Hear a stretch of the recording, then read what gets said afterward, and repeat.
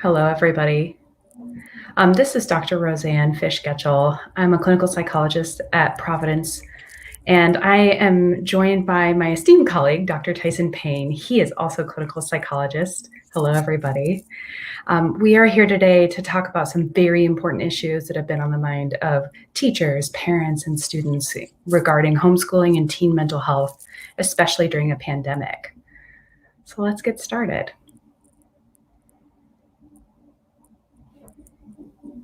Hi, everybody.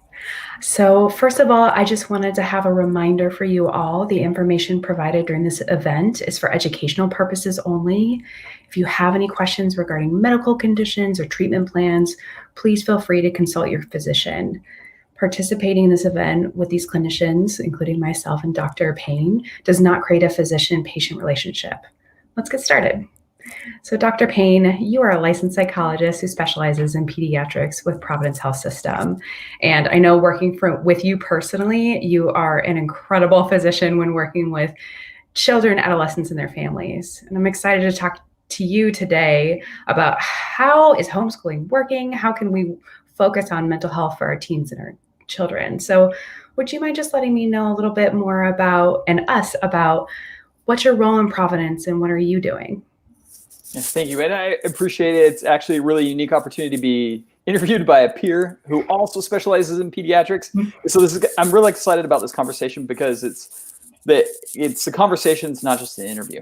Currently, I work for Providence as a psychologist in primary care and specialty care.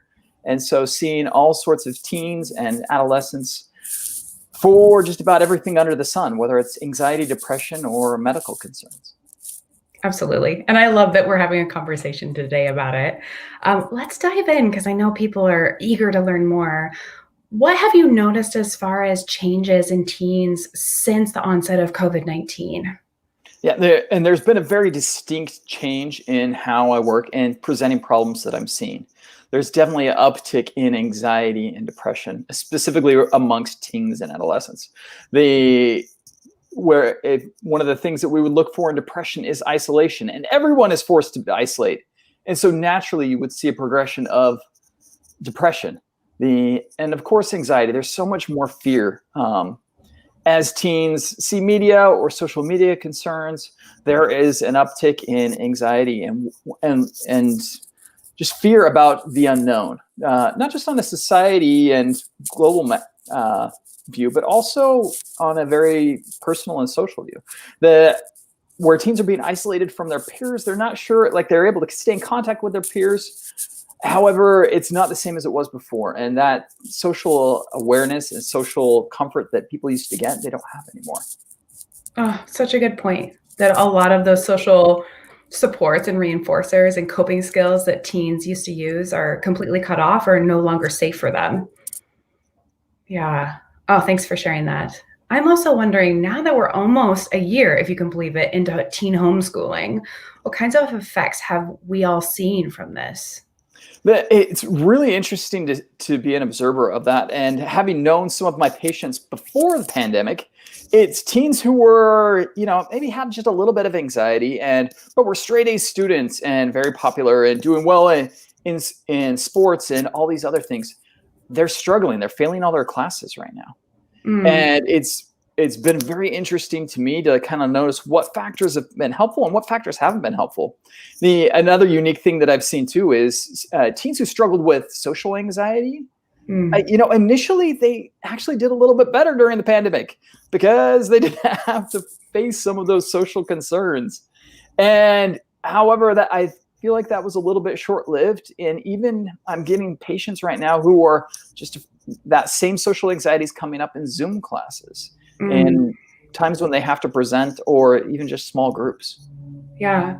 Could you explain to our listeners what kind of social anxiety signs or symptoms might you see as a parent or maybe somebody that knows a teen right now? Typically you would see an avoidance of social activities. Maybe they're not communicating as much with friends as you may expect. During the pandemic, it's a little bit harder to notice. it's tough to tell. Sometimes teens will turn off their cameras because they just don't want to be seen, or they didn't do their hair this morning, or that everyone else is turning off their camera. Sometimes they're turning it off because there is a little bit of social anxiety behind that. And so that might be something that you have a conversation with your teen about, like, hey, I noticed you don't necessarily turn your camera on, even though I know your teachers require it. What are your thoughts about that? What do you think? Like, is that something you're willing to try? And kind of leaning into that, getting them to talk about that. Yeah, I love that. We actually already have a question from our listeners, which I love that you all are so engaged. And I think one thing that can impact depression and anxiety is the interactions or the lack of positive interactions with peers. So what do you do if classmates are bullying your teen? And this is so challenging. I mean, it was challenging before the pandemic when you knew that your teen was maybe having some, like, people were making comments about them, or maybe there was some cyberbullying going on. Now it's a lot more subtle. And, with the phenomenon of cyberbullying, we're definitely seeing that even more so now during the pandemic, because everything is happening online. And, cyberbullying is challenging because people they won't filter what they'll say. There's a level of anonymity. Like, I can say something and I don't have to be accountable about that. And so it can be incredibly challenging. First and foremost, as best as you can, get your teen to start talking about it. Get them to open up about it. Like, hey, what did someone say? Like, did that, that would have hurt my feelings. Like, how was that for you? If you notice that it's a continual theme within the class, it's worth asking your teen, like, how do you want to handle this? Do you want to bring it up to the teacher? Because, it's not okay for you to not feel safe in a class. Or do you want me to bring it up? And doing it in a subtle, helpful way, kind of, because teachers, school personnel, they don't want this to happen either. And oftentimes they're unaware, especially in an online community where everything can be behind the scenes. Yeah. Oh, I love that. And it really being able to encourage teens to be a part of finding a solution so that we're not automatically as parents going into problem solving mode without helping them out along the way. I love that. Good. I've got another question about social anxiety from one of our viewers. So they say, I'm worried about my teen's social anxiety being exacerbated when she has to go back into school in person. Any suggestions about how to be prepared for that? Wow, what a great question. Absolutely. It's such a good question. And I think that's something that a lot of people aren't thinking about right now. And that kids who already struggle with social anxiety, and even those that didn't, going back is going to be incredibly anxiety provoking. I haven't seen my friends in a year. What if I walk funny? What if I talk funny? I've been able to turn off my camera for all my classes. I've changed a lot in a year. There's definitely that's going to be the next wave that we see in mental health, especially with adolescents, is the social anxiety and the worry about going back to in person. And again, preparing your teen by having a conversation. Hey, what's that going to look like? Letting them know the details of what the school is planning as far as rollout goes to getting them back in person. Are they going to have to wear masks? Because going back is going to be weird. The classes are going to be different than they were a year ago. And so as much knowledge as you have about what that's going to look like, helping prepare them with that. Then from there, talking about it early and talking about, hey, let's say that you are worried about how things are going to be in class. What can you do? So proactively talking about, what coping skills can we start to engage, and, what things can we do when/if this happens? Yeah. Oh, I love that. Are there things that we can do now, even though we might not actually know when and how we're going to go back in person at school? Yeah. Love it. Dr. Payne, have you also noticed some other questions or concerns coming from parents of teens regarding homeschooling and teen mental health that's been a pattern for you? Yeah, definitely. And I would say the biggest one is, how do I keep my teen motivated to do school? Yes. And it's, the pandemic is so challenging. Doing school from home is so hard because millions of dollars are poured into getting schools into this awesome learning environment. And there's, centuries of, things that teachers and schools have built on to make schools the awesome learning environments that they are. And now we've shifted all that to the home. The home, the home's not the place where we do school stuff. It's where we go to relax, to goof around, to spend time as a family, to just be ourselves.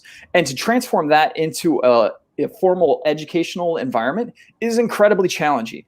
And it makes so much sense to me that it's easy for kids to just say, just kind of default to say, yeah, I'm at home. If I don't do my work, there are no social consequences. No one knows what grades I'm getting. No one, like, I don't have to face my teacher who knows that I'm failing her class. I don't have to walk down the halls knowing that I'm failing my class. There's no social consequences to getting bad grades or even just to getting into class.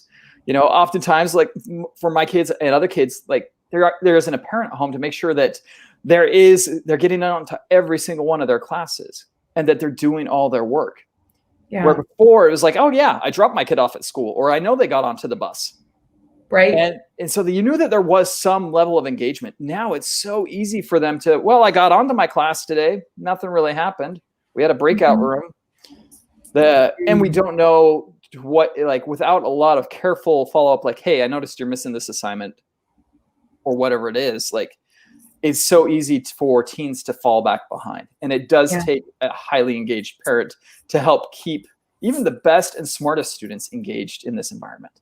Yeah. I even find myself having a hard time engaging and motivated. So being a teen, absolutely. Absolutely. To add a little bit more to that question, we had somebody that popped up with a question very similarly. And while I don't remember the whole thing, they were asking about what can we do to reinforce that positive behavior? Oh, there it is. Any advice for teens who are losing motivation in their classes? So we're talking a little bit about that already. Multiple classes for junior high and high school. Yes. 10 months in and with so many activities and events closed, it's hard to offer incentives and stay motivated. So any incentive ideas? Yeah, it's going to vary from teen to teen. You got to figure out what makes them tick. Yeah. For some teams, it might mean extra video game time, or it might mean hey, we're going to set up this trip, or even money, whatever that is. Like, it's going to vary from team to team. But I think it is important to offer consequences, even if that consequence is just like, hey, I want you to know I'm really proud of you. Yeah. That verbal affirmation of like, school is really hard right now and you did awesome. I had an awesome experience personally as a father when last week my daughter sent me a text of a picture of all her grades. And I know she tried so hard, but she was so proud of her grades and she wanted to show me that. That meant so much to me. And, of course, I'm going to reinforce that as much as I can. But it's making sure that they know that you're proud of them. Yeah. The challenge is like, what if their grades aren't awesome? Then how do you keep them motivated? How do you let them know that you're proud of them? And that from there, it's notice the times that they are putting in effort and reinforce that. Hey, I know you're getting onto your classes, even though this is really hard. I know that you got that assignment in, even though you didn't get a good grade on it. Like, I see your chat or you're working and this is hard right now. And kind of like you just did, it's hard for us as adults too. Yes. Something that I think is really important with keeping motivation is routines. And making sure that you're reinforcing that routine. Getting up at the same time, going to bed at the same time. And as much as you can, making sure that your teen is getting physical activity in addition to that. If they are moving, they're going to feel better. And that's going to help them do better. Yeah. Oh, I love that. This is a little aligned with the motivation issue, but a little bit different. So we've talked a lot about conversations and staying in touch with our teens. What do we do and how do we talk to a teen who isn't talking and isn't connecting with us as parents?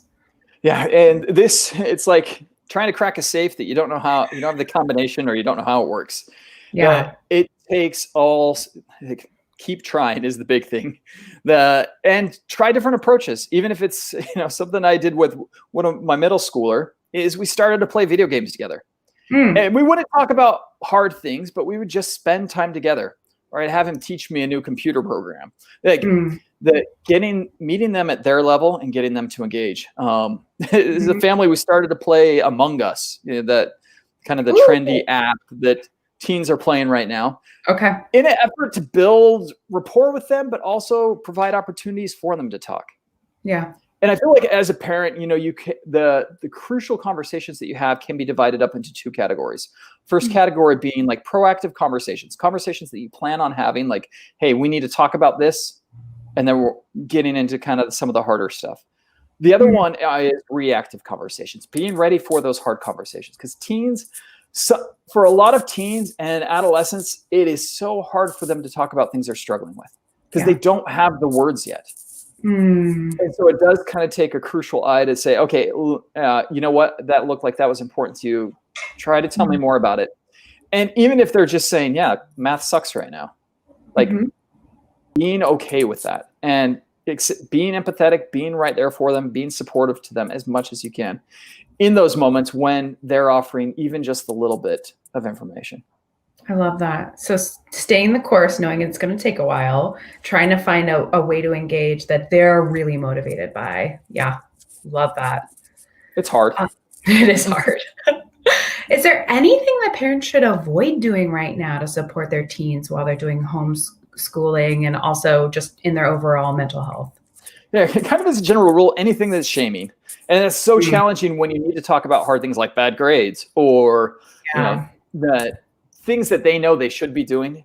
As much as you can, try to be understanding in those moments of like, I know you're getting a bad grade in that class. Tell me what's going on. Yeah.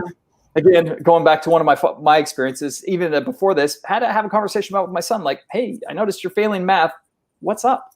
Yeah. Not saying, hey, you need to get that grade up. More just like, what's up?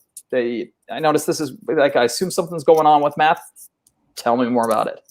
And sure enough, like he was having some technical problems, like not understanding the website. It was easier before the pandemic to try to identify anxiety and depression, because it's like, okay, I noticed my teen isn't as social and is avoiding social conversations and just avoiding the parents. Like it was a little bit easier to identify that when they were isolating. It's harder now because every teen is isolating. Right. And so being in tune with like, okay, I noticed that they used to really like doing art and they're not doing art anymore. Like, or they liked this video game and they're not doing that anymore. Yeah. Try to identify when they've lost interest in things that typically they have interest in. Yeah. Obviously grades are a concern. Like if their grades are lower, like there's something there, try to get them to talk about it. And oftentimes it has nothing to do with schooling. It has to do with, other emotional concerns or mood concerns. Yeah. If you can, as much as you can, monitor their social activity. Like, hey, I noticed that you haven't been texting your friends as much recently. What's up? Yeah. No, as far as other things to avoid, it's something that is kind of a fine line to walk, is access to technology. Before the pandemic, it was pretty easy. Like, hey, let's make sure that, you're only on this site and you only have time for this amount. However, I'm singing a different song as a psychologist now than I was before in respect to technology and social media, because right now that is their only access to their friends. Yeah. Before, if you think about it, like when I was in high school, like a lot of the times that were enjoyable, the times that I enjoyed was like in between class, when I was walking to a class with my friend, or at lunch when we were, talking in a group. Those don't happen anymore. Right. Or when the teacher's like preparing something and you lean over to your friend and tell them a joke. Those little moments don't happen anymore. Yeah. In the same way, they're happening on social media. And so as a parent, it is a tricky balance to say, okay, I want to make sure that I'm providing appropriate levels of technology to my kids. And right now, this is their only gateway to socialization, which is such a crucial part of the adolescent experience. Yeah. And so if there are concerns about grades or behaviors or other concerns, and you need to give a consequence as a parent, I would be very careful and deliberate if you choose to take away social media or take away a phone. That would almost be kind of a last resort that I would recommend, just because then you're effectively cutting them off from the world when you do that. It's like saying, it'd be like the same as us telling, our parents telling us when we were in high school, you can't go to school at all, but you still have to do all the schoolwork. Yeah. Oh, such a good point, that we have to be able to shift, especially right now, and the kind of social interactions that are safe for teens. Yeah. And I love that you're talking about really making sure that we're not shaming and staying open when there's something that we need to talk about with them. Yeah. I love this question that one of our viewers asked. At what point should I find a doctor for my teen to talk to? Do I have to go through my primary care doctor? Excellent question. If you're worried about it, then it's definitely worth talking to your doctor. And, maybe there isn't anything there, but if there's something in the back of your head that says, hey, I'm worried about my teen, it's Yeah. definitely worth talking to your doctor. Yeah. Do you have to go through your primary care doctor? That's a little more technical question. It depends on your insurance. It may be worth contacting your insurance first if you're going to use insurance and saying, hey, I'm looking for someone for my teen to talk to. What's the Mhm. best avenue? Oftentimes in primary care, there are embedded psychologists like us, and that is an easy way to access readily available help. Yeah, I love that. And also normalizing that we don't necessarily have to have a really big problem or we're in a crisis to ask for help from a mental health professional. That maybe it'd be really helpful for our teens to normalize talking to a psychologist or a therapist in the community. It could be a part of just like you go to your primary care physician for checkups. Yeah. Yeah, and I think that kind of does lead to a point that kind of surrounds all this too. With Mm, managing our anxiety, with managing depression for our teen, we also need to be modeling a lot of these behaviors, keeping yeah. good routines, keeping exercise. If we need to see a counselor, going and finding a counselor for ourselves. Mhm. As hard as this is on teens, it's also hard on parents too. And I feel like I'm treating just as many parents as I am kids, because Yeah. as a parent, not only have I taken on the role of a teacher, but now I'm also the school counselor and the lunch lady and all these other things that the schools provide. Yeah. And that's a lot. And, when my kids don't do well at school, I shoulder that more than I used to before. Mm. Such a good point that there's so many different pieces of the school system that they provide to teens that right now they can't because they're not in person. And when we're thinking about the health of the whole family, do you have any tips for us as far as how do we involve the whole family in getting through this really hard time, including our teens, but also everybody else? And routine traditions are so important. And so Mm, routine things that you do as a family, like, hey, every Thursday night, we're going to play games. No homework, no chores. We're just going to play games, or movie night, or whatever that is. And, it's the beginning of the year. This is a great time to start implementing that. yeah. It's really been a kind of awesome experience through the pandemic, how I've seen with kids, how they've actually become more resilient and closer Mm, to their siblings and to their parents. yeah. And it's challenging, but there are a lot of good opportunities that the pandemic and socialization has provided for the family. Mm, And, providing traditions like, every 15th of the month, we're going to have spaghetti, or fun little things like that happen with some degree of consistency, so that the teen knows, hey, we are going to hang out. yeah. I love that. One thing that I have heard from a family lately is they do talent nights or teach the family something. And so Yeah, everybody will prepare a 15-minute lesson and you can teach on anything that's appropriate. So I love that. that's a fascinating one. Yeah. Yeah. Well, we had another question from our viewers coming in, and with the last couple of minutes, I wanted to get to this one. How much should I push my teens to engage with their friends electronically or otherwise? I worry that one of my teens is not interacting hardly with anyone lately. Yeah. And and I'm glad you're noticing that, because Yeah. that is a concern. And it's hard for teens to talk about that sometimes. If you can provide them the opportunity, like, hey, I noticed you're not talking with anyone. What's up? Mhm. And sometimes sometimes it's a lack of, well, all my friends have access to Discord and I don't, or they're all Mhm. using this platform and I'm not. And that's kind of an easy barrier as a parent to say, okay, hey, well, let's see if we can provide access for that to you. Mhm. And so it's going to vary from teen to teen, but again, make sure that you're reaching out to your friends and that they see you hanging out. Like, hey, I was chatting with so and so today, and it's so good to talk to someone who's not in the family. Mhm. And then also making sure, like, hey, I know we just moved. Have you been able to chat with anyone in your class? It is incredible. Like, every time I meet a patient who has made a friend recently, it's like a celebration in the office. Yes. Just because it so rarely happens. Mhm. And for a lot of teens, they just lose contact with friends. Yeah. And as much as you can, encourage them to reach out to people they haven't spoken to in a while, because undoubtedly those people are also struggling too. Oh, great points. I haven't met too many teens yet who said, "Yeah, I hang out with friends too much, or I'm talking too much online." I've yet to see that. No. I think that's a really good point. And staying creative and open and persistent. We might not solve it all in one conversation, but we can keep talking about it. Yeah. Well, and if you notice that your teen is lonely, as much as you can, try to fill in that gap. I know it's not necessarily the coolest thing for my teens to hang out with dad. However, they don't have a choice. But provide opportunities like, hey, you want to play a game of Uno real quick, or Among Us, or whatever that is. Yeah. So try to fill in a little bit of that gap.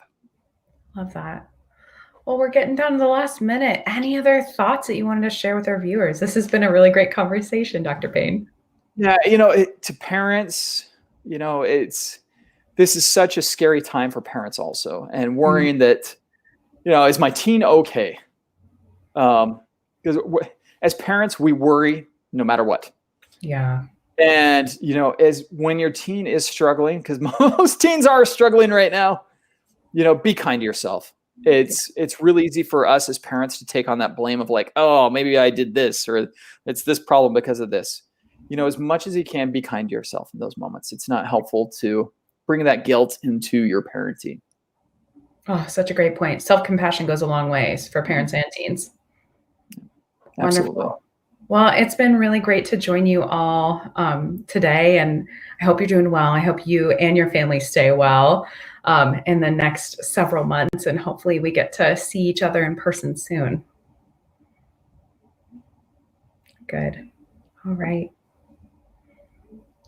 We've got the last piece here. For more information, especially if you're looking for a provider, please visit coronavirus.providence.org. Thank you so much, Dr. Payne, for joining us today, and everybody for listening, sending in your questions, especially. Those were so helpful. If you're looking for help for mental health or other medical advice, you can also visit providence.org, and make sure to follow Providence on our social media platforms. We've got Providence on Twitter and under Providence Health System on Instagram, Facebook, and LinkedIn. Thank you all. Thank you, Dr. Gatchell. Yeah, take care.